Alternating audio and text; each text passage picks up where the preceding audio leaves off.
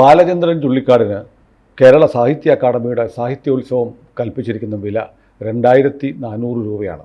കവി പരാതിയുമായി വന്നിട്ടുണ്ട്. അതിപ്പോൾ കവിയുടെ പരാതിക്ക് യാതൊരു അടിസ്ഥാനമില്ല. എറണാകുളത്ത് നിന്ന് തൃശ്ശൂർ, എറണാകുളത്തെ കണ്ടല്ലേ ഇദ്ദേഹം താമസം, അതെ, എടപ്പള്ളിയോ, 60 രൂപയാണ് ട്രെയിൻ ചാർജ്. ഒരു 40 രൂപ തൃശ്ശൂർ റെയിൽവേ സ്റ്റേഷനിൽ നിന്ന് സാഹിത്യ അക്കാദമിയിലേക്ക്, 100 രൂപ അങ്ങോട്ട്, 100 രൂപ ഇങ്ങോട്ട്. 200 രൂപയ്ക്കുള്ള അർഹതയെ ഈ പറഞ്ഞ മഹാനുള്ളൂ. അല്ല, അതിന് 2400 രൂപ കൊടുത്തു. പ്രസംഗിക്കണ്ടേ? പ്രസംഗിക്കാൻ വണ്ടിക്കൂലി കഴിഞ്ഞ് ബാക്കിയുള്ള ആ പ്രസംഗം ബാക്കിയുള്ളവർ കേൾക്കണ്ടേ? കേൾക്കാൻ അവർക്ക് കാശൊന്നും കൊടുക്കുന്നില്ല. ഇത് കേൾക്കാൻ പൈസ കൊടുക്കണം, അങ്ങോട്ട് പാസ് എടുത്ത് വേണം കയറാൻ. ബാലേന്ദ്രൻ്റെയൊക്കെ ഈ പ്രസംഗം എന്ന് പറയുന്നത് അത് കേട്ട് താങ്ങിയിരിക്കാൻ അസാമാന്യമായ ശക്തി വേണം. അക്കാദമിയുടെ ഇപ്പോൾ സച്ചിദാനന്ദൻ പറഞ്ഞു കേട്ടില്ലേ, ഓഫീസിൽ നിന്ന് ചെയ്ത കാര്യമാണ്, ഞാനൊന്നും അറിഞ്ഞില്ല. ഇപ്പോൾ ഓഫീസിൽ ഒരാൾക്ക് ഇത്ര കാശ് കൊടുത്താൽ മതി എന്ന് ഇവർ ഈ ബജറ്റുണ്ടല്ലോ, ഒരാൾക്ക് എത്ര കൊടുക്കണം, എന്തൊക്കെ ചെയ്യണം എന്നൊക്കെ പറഞ്ഞു. ഇതെല്ലാം ഒപ്പിട്ടിരിക്കുന്ന ഈ സച്ചിദാനന്ദനും കൂടെയാണ്. പിന്നെ അതിൻ്റെ സെക്രട്ടറി ആരോ ഉണ്ട്, ഇവരൊക്കെ കൂടെയാണ്. അപ്പോൾ അവർ അപ്രൂവ് ചെയ്ത തുകയാണ് ആഫീസിലെ ക്ലർക്ക് എടുത്ത് കൊടുത്തത്. അപ്പോൾ ആ ക്ലർക്കിൻ്റെയും കാഷ്യറുടെയും കുറ്റമാണെന്ന് പറയാൻ പറ്റുമോ? ഇത് ഇവർ ചെയ്തതാണ്. ബാലേന്ദ്രൻ ചുള്ളിക്കാടിന് 2400 രൂപ വിലയേ ഉള്ളൂ എന്ന് പറഞ്ഞാൽ അത്രയും വിലയെ കമ്മ്യൂണിസ്റ്റ് പാർട്ടിയിൽ ബാലേന്ദ്രൻ ചുള്ളിക്കാടിനുള്ളൂ. ഈ സാഹിത്യ അക്കാദമി എന്ന് പറയുന്നത് എന്താ? ഈ സച്ചിദാനന്ദൻ്റെയും കുറച്ച് പേരുടെ, അശോകൻ ചെരുവിലിൻ്റെയും കലാപരിപാടിയാണ്. അവിടെ സ്ഥിരം കൊണ്ടുവന്ന് പ്രസംഗിപ്പിക്കുന്ന ഒരാളുണ്ട്, സുനിൽ പിള്ളയുടെ. അങ്ങനെ രാമായണം എന്നൊക്കെ പറഞ്ഞിട്ട് ചിന്താവിഷ്ടയായ സീതയെപ്പറ്റി പ്രസംഗിക്കും. അയാൾ വായിച്ചിട്ടുള്ള ഒരു രാമായണം കാവ്യം മാത്രമാണ് വായിച്ചിരിക്കുന്നത്. അത്രയും ഈ അതിനകത്ത് കുറച്ച് രാമനെ കുറ്റപ്പെടുത്തുന്നുണ്ട് സീത. ഇതാണ് രാമായണം എന്ന് ഇങ്ങനെ അങ്ങ് പ്രസംഗിക്കും. ഇത് കേൾക്കാൻ അങ്ങനെ ഒരു ശൈലിയൊക്കെ ഉണ്ട്, അതുകൊണ്ട് അത് കേൾക്കാനാണ്. ഇതൊക്കെയാണ് കേരള സാഹിത്യ അക്കാദമിയുടെ പരിപാടി. അല്ലാതെ വേറെ എന്താ അവരുടെ പരിപാടി? ഇവർ ചുള്ളിക്കാടിനെ വിളിക്കാൻ തന്നെയുള്ള കാര്യം എന്താ? മുദ്രാവാക്യ കവിതയാണ്. ബേസിക്കലി ബാലേന്ദ്രൻ ചുള്ളിക്കാടിൻ്റെ ചീട്ട് പണ്ടേ കീറിയിരുന്നു. ഗൗരിയമ്മ പാർട്ടിയിൽ നിന്ന് പുറത്തു പോയില്ലേ? അപ്പോൾ അന്ന് EMS ചിന്ത മാസികയല്ല, വാരികയാണെന്ന് ചിന്ത, ഈ നമ്മുടെ ടാബ്ലോയിഡ് സൈസിൽ വരുന്നു. അതിലൊരു ലേഖനം എഴുതി, ഗൗരിയമ്മയുടെ കൊട്ടിക്കലാശം. ഈ കൊട്ടി എന്നുള്ള വാക്കിന് അർത്ഥമുണ്ട്. ഇത് ബാലേന്ദ്രനെ വല്ലാതെ ചൊടിപ്പിച്ചു. ബാലേന്ദ്രൻ കലാകൗമുദിയിൽ ഗൗരി എന്നൊരു കവിത എഴുതി. കരയാത്ത ഗൗരി, തളരാത്ത ഗൗരി, കലികൊണ്ട് നിന്നാൽ അവൾ ഭദ്രകാളി. ഇങ്ങനെ ചടുല താളത്തിൽ. അതൊരു പ്രത്യേകതരം വൃത്തമാണ്. അതിലവസാനം കൊണ്ടുപോയിട്ട് പറഞ്ഞു, മതി ഗൗരിയമ്മേ, കൊടി താഴെ വയ്ക്കാം, മുടി കെട്ടഴിക്കാം, ഒരു പട്ടുടുക്കാം, കൊടുങ്ങല്ലൂർ ചെന്നാൽ ഒരു കാവ് തീണ്ടാം എന്ന് പറഞ്ഞുകൊണ്ടാണ്. അപ്പോൾ അതുകൊണ്ടാക്കി ഇമേജറി ഉണ്ടല്ലോ, ഗൗരിയമ്മ ഇങ്ങനെ മുടി അഴിച്ച് പട്ടുടുത്ത് വാളായിട്ട് തുള്ളുന്ന ഭയങ്കര ഇമ്പാക്റ്റ് ആയിരുന്നു. പാവൻ JSS ഇതറിഞ്ഞില്ല. അന്ന് JSS ജസ്റ്റ് രൂപീകരിക്കുക, അതിങ്ങനെ ഒരു ഫ്ലൂയിഡ് സ്റ്റേറ്റിലാണ് ഗൗരിയമ്മ അവിടെ പ്രസംഗിക്കുന്നു. അപ്പോൾ അതിൻ്റെ സംസ്ഥാന സെക്രട്ടറിമാർ 2 പേരുണ്ട്. അതിലൊരാൾ എനിക്ക് നല്ല അടുപ്പമുള്ള ആളാണ്. അപ്പോൾ അദ്ദേഹത്തിന് ഞാൻ ഈ കവിത കാണിച്ചു കൊടുത്തു. അണ്ണൻ ഇത് കണ്ടോ എന്ന് ചോദിച്ചു. നോക്കട്ടെടാ, എടാ ഇത് ഗംഭീര സാധനമാണല്ലോ, നീ ഇതെനിക്കിതാ. ഞാൻ പറഞ്ഞു, ചേട്ടൻ എടുത്തോ. പുള്ളി ഇത് കൊണ്ടുപോയി ഗൗരിയമ്മയെ കാണിച്ചു. ബാക്കി ഇതിൽ കമ്മിറ്റിയിൽ ചൊല്ലിക്കേൾപ്പിച്ചു. അപ്പോൾ എല്ലാവർക്കും ഭയങ്കര ആവേശമൊക്കെ ആയി. അങ്ങനെ ബാലേന്ദ്രൻ അവർക്ക് പ്രിയപ്പെട്ടവനായി. പക്ഷേ മാർക്സിസ്റ്റ് പാർട്ടിക്ക് ഏറ്റ പ്രഹരം ഭീകരമായിരുന്നു. ഒറ്റ കവിത കൊണ്ട് പാർട്ടി അയാൾ പിടിച്ചു കുലുക്കി. ഒറ്റ ബാലേന്ദ്രനും സാമർഥ്യമുണ്ട്, വാക്കുകളുണ്ട്, തർക്കമില്ല. ഈ അതിനുശേഷം ഇങ്ങനെ എഴുതുന്ന ചെറുപ്പക്കാരില്ല.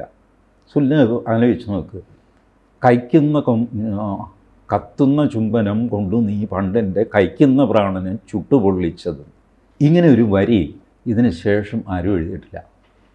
റഫീഖ് അഹമ്മദ് മാത്രം ആഞ്ഞ് ശ്രമിക്കുന്നുണ്ട്. കുറേ ഞാൻ അപ്രീഷിയേറ്റ് ചെയ്യുന്നൊരു കവിയാണ്. ബാക്കിയൊക്കെ ഈ ഓരോ എന്താ കവിത എന്നുള്ള പേരിൽ ഓരോന്നൊക്കെ എഴുതി. ഇത് ബാലചന്ദ്രൻ്റെ മാത്രം സാമർഥ്യമാണ്. തൻ്റെ വരികൾ കൊണ്ട് യൗവനത്തെ തിളച്ചു മറിയിക്കാനും മരണത്തെ മഹത്വവൽക്കരിക്കാനും ഇതെല്ലാം ഇദ്ദേഹത്തിന് സാധിക്കും. ആകെ പാളിപ്പോയത് ഈ അടുത്ത കാലത്താണ്. മറ്റേ M.M. ലോറൻസിനെ ഒന്ന് പൊക്കാൻ നോക്കിയിട്ട് അത് ഫാക്ച്വൽ അല്ല എന്ന് പറഞ്ഞിട്ട് രാമചന്ദ്രൻ എഴുതി. ഒടുവിൽ ചുള്ളിക്കാടിന് മാപ്പ് പറയേണ്ടി വന്നു. What ever it may be, historically he made A mistake. But Balachandran ഇപ്പോഴും എഴുതാനും ചെയ്യാനും ഒക്കെ കഴിവുണ്ട്. തൃശ്ശൂർ സംഭവിച്ചത്, തൃശ്ശൂർ കുമാരനാശാൻ്റെ കരുണയെ പറ്റിയാണ് ബാലചന്ദ്രൻ്റെ പ്രഭാഷണം. 1 മണിക്കൂർ 53 മിനിറ്റ് ഉണ്ട്. ഞാനത് കുറേയധികം കേട്ട് പ്രസക്ത ഭാഗങ്ങളൊക്കെ മുഴുവനും യൂട്യൂബിലുണ്ട്. സുനിലു എന്ന് കേട്ടിരിക്കേണ്ടതാണ്. അതിൽ ബാലചന്ദ്രൻ കൊണ്ടുവരുന്ന ആധ്യാത്മികതയുണ്ടല്ലോ, ഭാരതീയമായ ഒരു ആധ്യാത്മികത, അത് കുമാരനാശാൻ്റെ ഉള്ളിലുള്ളതാണ്. ബാലചന്ദ്രൻ അത് വെളിപ്പെടുത്തുന്നു. ഇതും സാഹിത്യ അക്കാദമിക്ക് ഇക്കാലത്ത് താങ്ങാവുന്ന കാര്യമൊന്നുമല്ല. ബുദ്ധനാണെങ്കിലും ശങ്കരനാണെങ്കിലും ഹിന്ദുത്വമാണെങ്കിലും എന്താണെങ്കിലും anything which is connected to Bharat is taboo for Sahitya Akademi. അത് അവർ പൈസ കുറച്ച് പേരുണ്ടാക്കാനായിട്ട് അവരുള്ള ഒരു കറക്ക് കമ്പനിയാണ്. ഇതിലിപ്പോൾ കുമാരനാശാൻ്റെ കരുണയെപ്പറ്റി സംസാരിക്കാൻ കഴിവുള്ള ഒരാളായിട്ട് അവർ ബാലചന്ദ്രൻ കണ്ടു. ബാലചന്ദ്രൻ വന്നിട്ട് ഇതൊക്കെയാണ് പറയാൻ പോകുന്നതെന്ന് അവർക്ക് അറിയില്ല. അവിടെ ബാക്കി പ്രസംഗിച്ചവരെല്ലാം തന്നെ മോദിയെ കുറ്റം പറയും. അതിനായിട്ടാണ് ഈ യോഗം വെച്ചത് തന്നെ. ബാലചന്ദ്രൻ മോദിയില്ല, ഒന്നുമില്ല, കരുണയിൽ ഒതുങ്ങി നിൽക്കുകയും ഭാരതീയമായ ആത്മീയതയെ പുകഴ്ത്തി സംസാരിക്കുകയും ചെയ്തു. അപ്പം തന്നെ ഇവരെല്ലാം ചീട്ട് കയറി, ആഹാ ഇതാണോ, ഇത് ശരിയാവില്ല.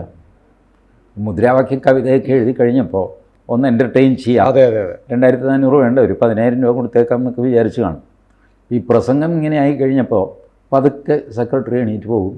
അവിടെ ചെന്നിട്ട് ക്ലർക്കിനോട് പറയും, ഒരു 2400 രൂപ കൊടുത്താൽ മതി, അവൻ്റെ ഒരു ആധ്യാത്മികത തേങ്ങ, ഇങ്ങനെ പറയും.